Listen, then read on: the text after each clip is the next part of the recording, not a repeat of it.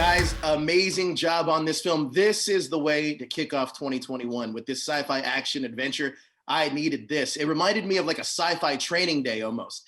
Now, Anthony, first question for you. How were you able to explore the themes of the movie, what it needs to be human while playing a cyborg? I'm gonna answer that, but first I got to give you kudos, man. You have a beautiful home, bro. I can Oh, see thank your you. color patterns are great. Like you really put yourself together. Congratulations, your mother would be proud. It's First all of all, it's all my girlfriend. Believe me, it's all, none of this is me. You guys are competing on pillows right now, man. right. Now, a big thing for me was just the robotic and mechanic nature of being a cyborg, but also emotionally keeping him available and open.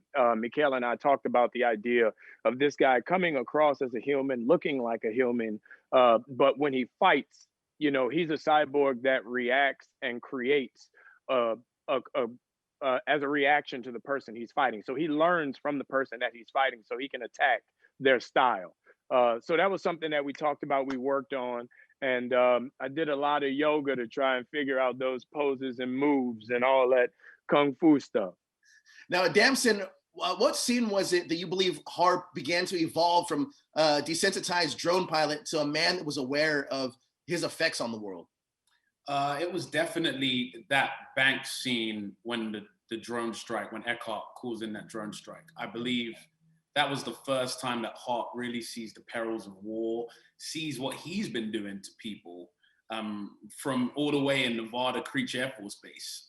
That was the first time, and I think, in my opinion, the turning point in the movie where his journey begins to truly understand Leo's morals, Leo's thoughts, and what he's up to.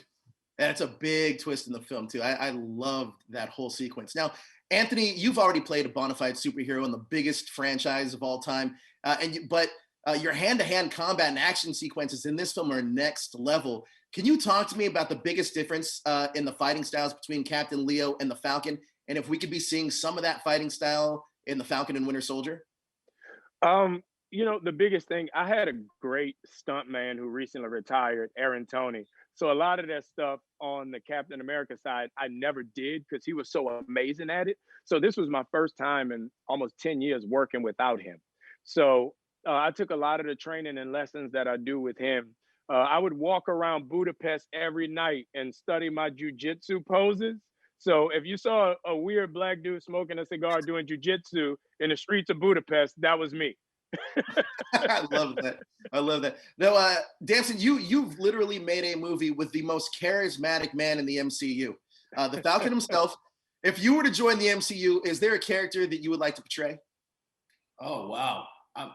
Here's the thing. When I was growing up, I was too busy watching Bad Boys and Right. Dirty Shame to have a real childhood.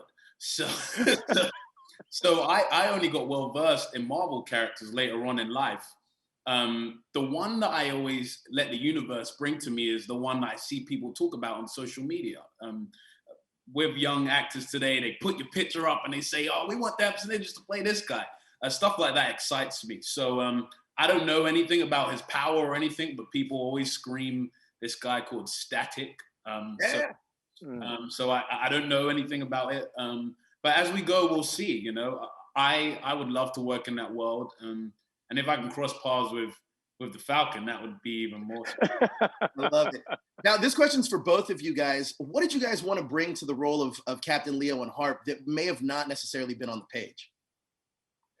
Humanity. I feel like for Leo, a lot of times we don't think about how our actions affect us in society. We think about how society dictates our actions. So a lot of times we should be responsible for how we act in our different walks of life instead of being reactionary. So I just wanted to make that point. I wanted Leo to be very forthcoming and aggressive and proactive on how he affects the world and not let the world affect him. Damson, how about you? I want people to see Harp as themselves, someone who's 10 steps behind and someone who's really, as you say, in a twist in a movie, assessing humanity's relationship with warfare, assessing humanity's relationship with technology going forward. So I want Harp to to basically be those eyes that the audience look through. Well, gentlemen, I hope that this turns into a franchise because I want to see this world explored more. It's just so fun and fascinating. But I can't thank you guys enough for your time. Thank you guys so much. I appreciate it. Thank you. Thanks a lot, man. Appreciate it.